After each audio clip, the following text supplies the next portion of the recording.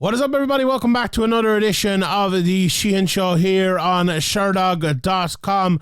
And we're back for the first time this year with a Bellator preview as Bellator 290 goes down over in the fabulous forum in Inglewood in California in the United States on the 4th of February. In the main event, the legend Fedor Emeliankenko will retire from MMA in a rematch with Ryan Bader for the Bellator heavyweight title. The middleweight title is also on the line as the new champ Johnny Eblen takes on one of Fedor's proteges, Anatoly Tokov, and there are some of the other big names from Bellator from down through the years, I suppose, also on this card. It's actually, it's a pretty good card. It's an enjoyable card. I think there's some good matchmaking on this card, and I'm really looking forward to seeing it and to analysing it here as well.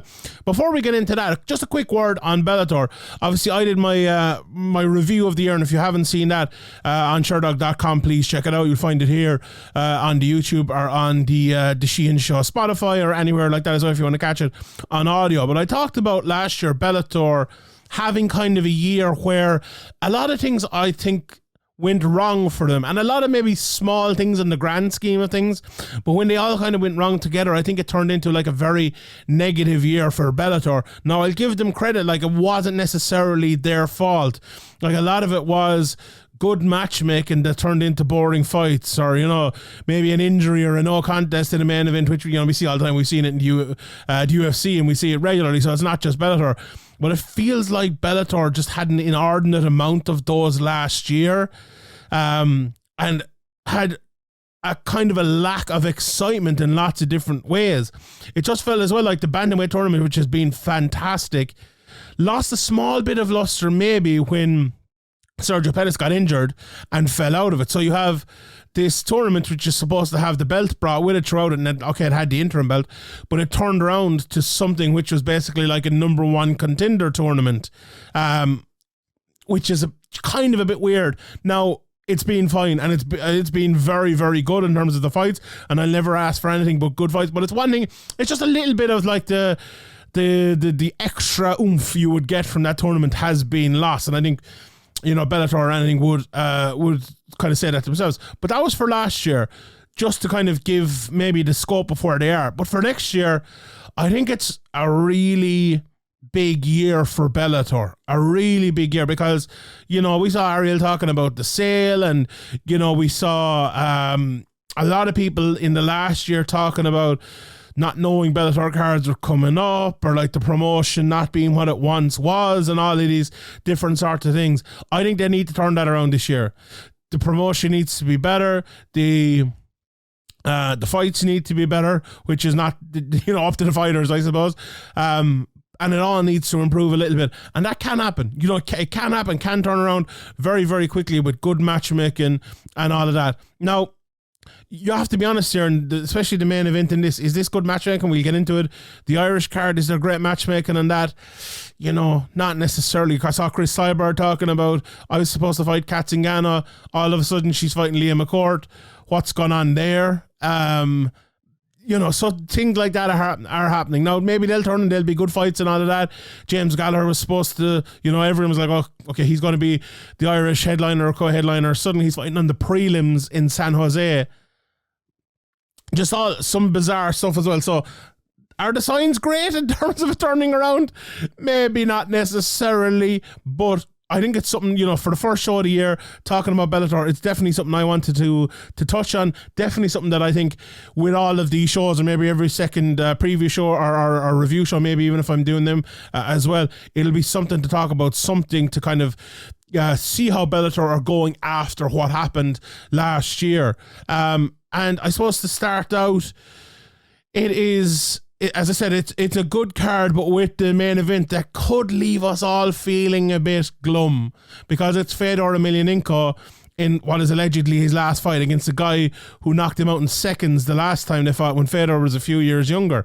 Watched the fight yesterday. It was literally, what was it? Let me just check here over on Sherdog.com. The Sherdog.com,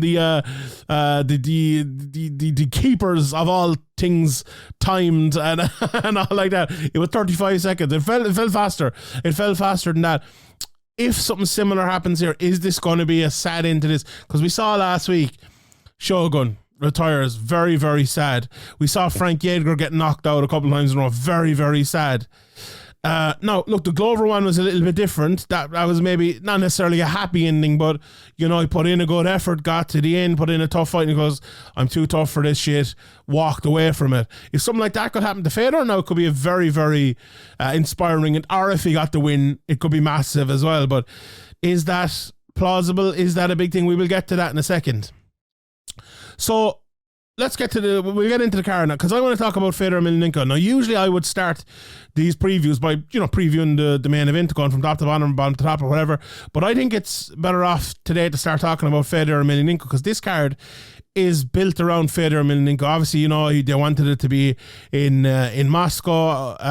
It couldn't be, obviously, because of the war with Ukraine at the moment, and they've obviously had to switch it up and bring it to, I suppose, you know, Bellator are based in, I suppose, Dublin/California.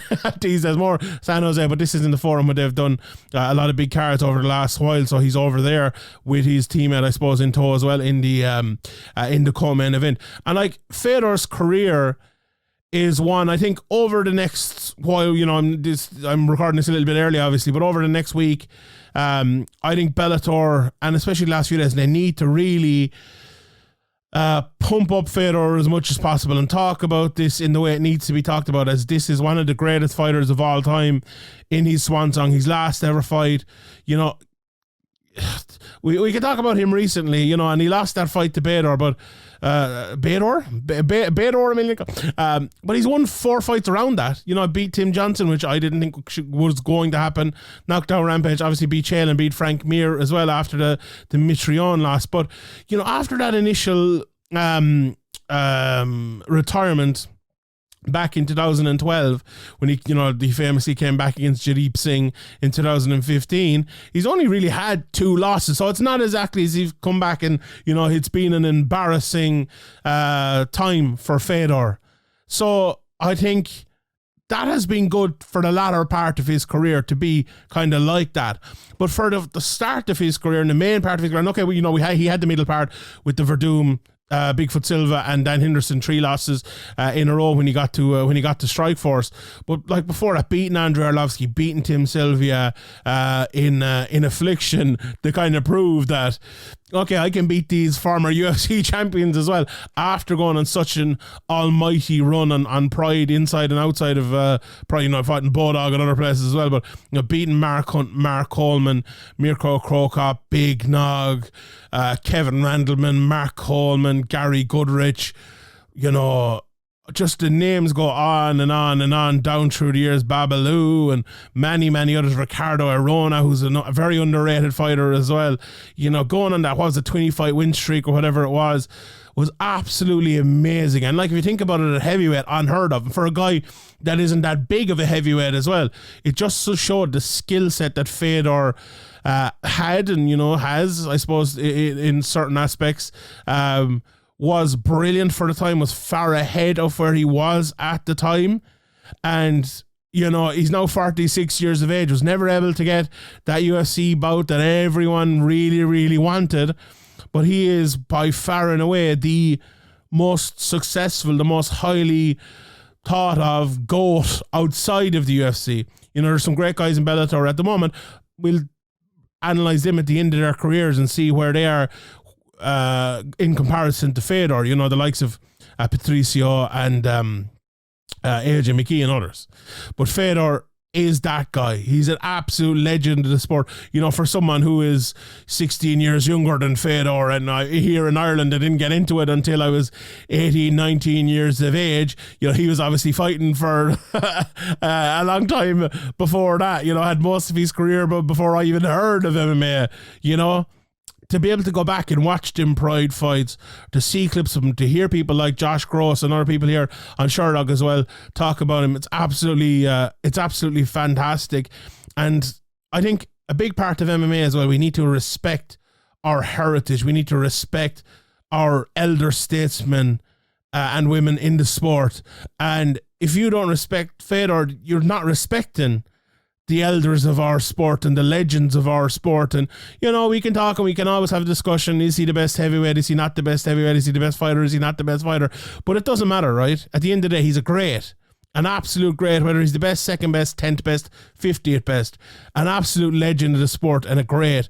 And we need to appreciate that. And if this week ends in disappointment, I think it should be filled before and after with admiration for the fighter that Fedor was.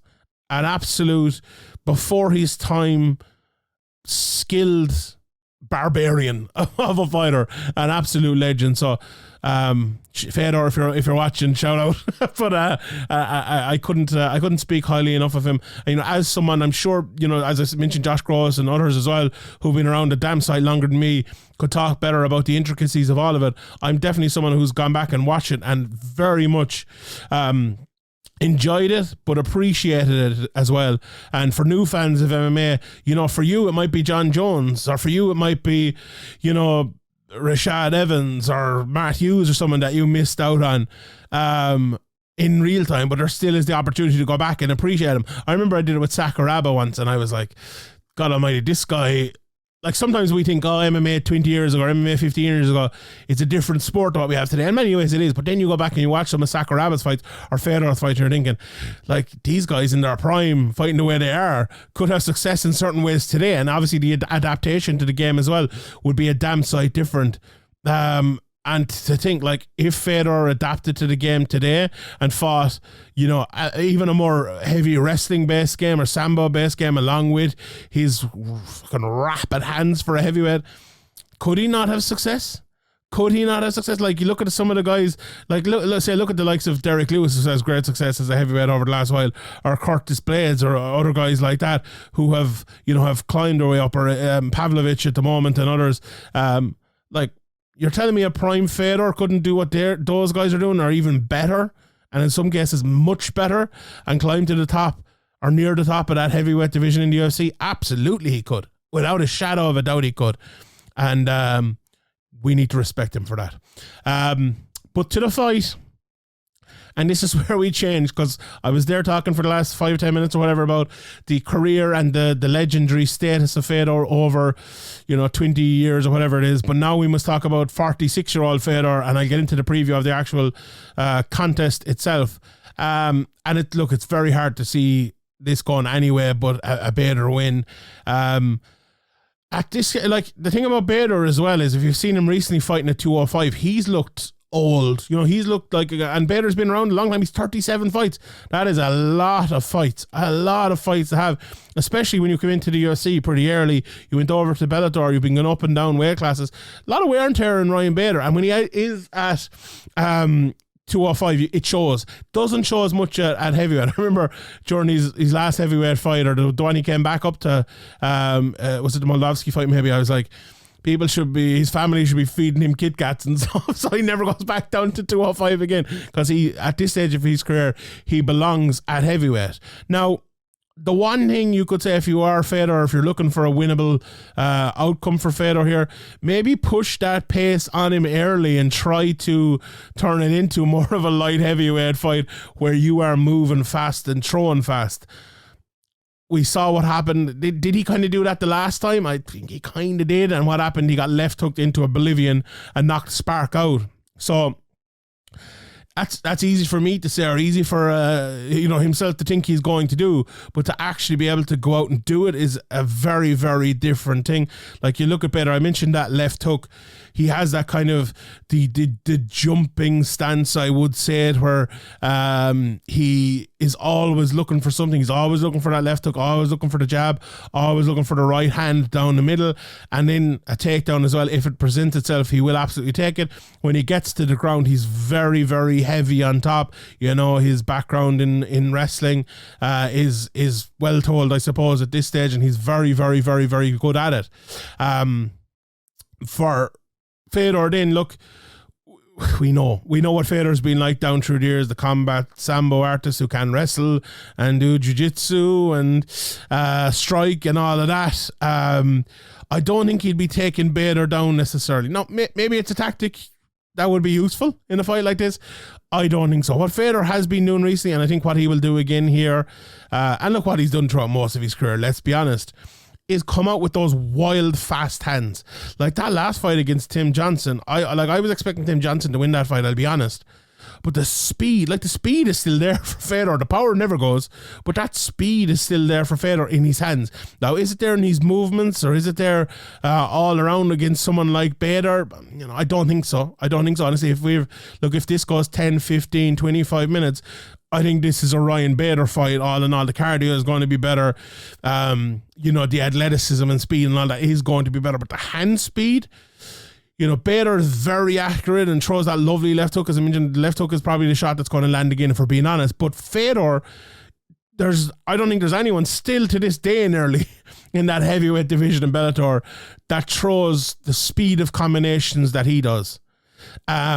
And if he can get them going and land on Ryan Bader, he can absolutely knock him out. But the problem is you have to throw them at Bader and hope he doesn't catch you on the way back. It's almost, sometimes it's easier always it's easier to defend against a guy like Fedor when you know what's coming, kind of. When you know it's going to be the 3-punch combination, you know, whether you are like waiting for those 3 punches to come before you attack, whether you're throwing one, letting him throw the 3, getting back out and tiring him out, and then the next time he does it, you're going to be able to beat him to the punch, and before he gets off the second of the punches, he's knocked out, or he's wobbled, or he's pushed back and he can't get the second one off, or you're far enough away to stop him from doing that. That's where I think this fight is really Ryan Bader's, because he's going to be able to beat Fedor to the punch like he did the first time. I think, in my opinion, he's going to have a lot of power. And look, Fedor's chin it just can't hold up to I suppose what he used. And as I said, he hasn't been getting knocked out all over the place. He did obviously in the Bader fight and in the Matt Mitrione fight as well.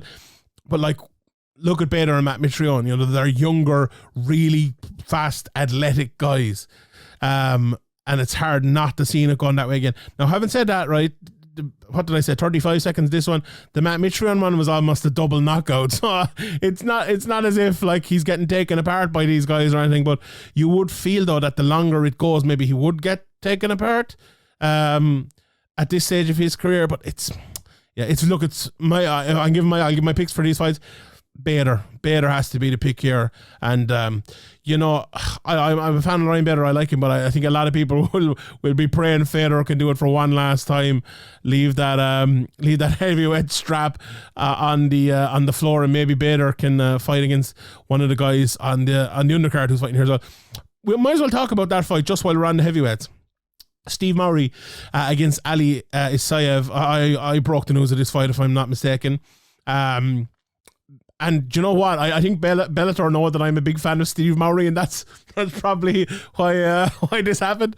And we're going back watching the two of these lads last night, especially Isaev. Mowry looks athletic, right? And he is athletic, and he's big, right? But Isaev does not look that athletic, but is really athletic. He throws these wheel kicks. Fighting in PFL, he won the championship there. Hasn't fought now in a while, but it's just... this is going to be a really athletic kicking battle early, I think. Now, Isaev has the wrestling and he's a very good wrestler, but Mowry, he's 10-0 and it hasn't been an issue for him yet. Isaev is 9-0. And I think this will come down to the wrestling. I think it really will come down to the wrestling. Now, look, maybe Isaev will come out and not head kick him in 1 second, it'll be over. Maybe Mowry will come out and head kick him in 1 second, it'll be all over, so it won't. But I think if this goes a certain distance, if Mowry can stop the wrestling, it gives him a big chance. If Isaev can get the wrestling, he's going to win because he's brilliant on top. And as much as I like Mowry, it's very hard to see past that wrestling of Isaev because he strikes into it so well. Like most guys, especially at heavyweight, and we talk about it with Fedor as well, they're not able to strike into the wrestling the way he does and the way Fedor does. They don't have the athleticism to throw big wheel kicks or to give you issues to set up another part of their game, but Isaev really does. Now, as I said, that timeout, how is that going to affect him? The size of Steve Mowry, how is that going to affect him? Like, is it going to be a positive or a negative? And like, okay, so we leave the wrestling aside for a second. Let's say it turns into a kickboxing match. Who's going to win that? I'm really not sure, to be honest. I think Mowry is more of a how would you like to put this? Maybe a technical isn't the right word. Maybe tactical, technical fighter who throws his big weapons at a very kind of correct rate for the size of himself and for the weight division, whereas Isaev throws more willy-nilly to kind of set up other different things. So if Isaev throws madly and Mowry is at a more contained pace, that might be advantage Mowry right there the longer the fight goes. But it's, as I said, that wrestling again will be very, very tough to go by. I'll probably go Isaev here, even though I'm a big fan of Mowry. But, very, very close fight there. So those are the two big heavyweight fights on the card. Let's talk about the middleweight title fight between Johnny Eblen and Anatoly Tokov. Obviously, Eblen now 12-0, coming off of that miraculous destruction of Gegard Mousasi. Before that, relative unknown, I suppose. He did beat John Salter, but before that it was, Colin Hookbody, Travis Davis, Daniel Madrid. Those were the sort of names he was beating in on Gegard Mousasi out of nowhere. Whereas Anatoly Tokov, he'd been around for a long, long time. And I remember, Tokov from that, was it the Fedor versus Maldonado card, if I'm not mistaken, where the mad commentator just kept saying, Anatoly Tokov, over and over and over. And I think a lot of people, didn't forget his name after that. He actually lost his next fight to Ramzan Emiev after that. So he's been building up, I suppose, since then. He signed for Bellator after that, and he's now won 7 fights in a row, I think, in Bellator, beating the likes of Shlemenko and Gerald Harris and others. I actually watched that Gerald Harris fight last night. He almost got flatlined in that fight, and he came back to win it. It's a very interesting matchup because you look at what Eblen did against Gegard Mousasi, and it was basically 25 minutes of wrestling, But go back, watch his fights before that, and he's striking a lot more. He's striking loads in those fights. So that makes me think, like, is Anatoly Tokov going to be expecting wrestling here? Is he going to be expecting a combination? He's going to be expecting striking? Like, that's the first thing to watch out for. Like, round 1 here is going to be very interesting just to see what kind of Johnny Eblen does. Because, like, it felt like in that Mousasi fight, everything was to set up the wrestling. But in previous fights, the Madrid fight especially, he didn't wrestle at all. He went out and he knocked him out in the first round, I think it was, watching that last night. Tokov is a much better defensive wrestler, I think, than Mousasi. Mousasi, very good offensive wrestler, but his defensive wrestling can be an issue at times. Training out in Russia, training with Fedor, training in combat sambo. I remember John McCarthy talking about him in one of the fights I watched back, and he goes, this guy can kind of do it all, and he's strong in every area, and he's proven that. To win 31 out of 33 fights shows that. One of the guys, obviously Emeliankenko, was a top level fighter for a good while.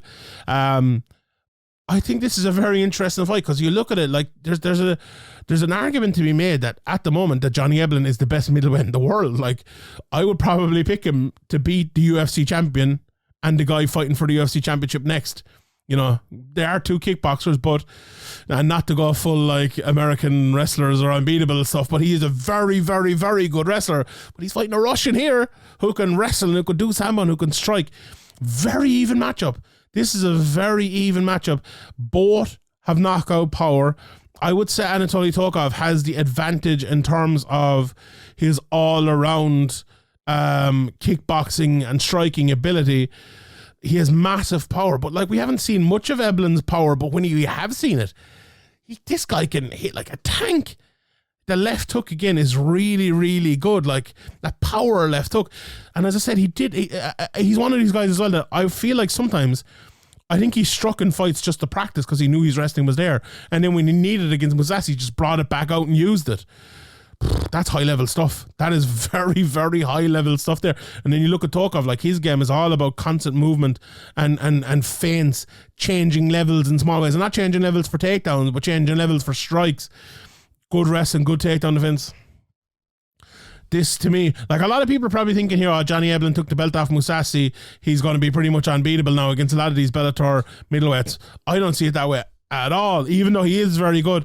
Not in this fight, certainly not. Not in this fight. Can Eblen take him down over and over and over and over? I don't think so early, but late I think he can. And I'm picking Eblen based on that. I think this could be 2-0 to Tokov, possibly, maybe. And if it is, I think Eblen still has the ability to, the tireder Tokov gets, to take him down. And I'm very interested to see it. I will go with Eblen.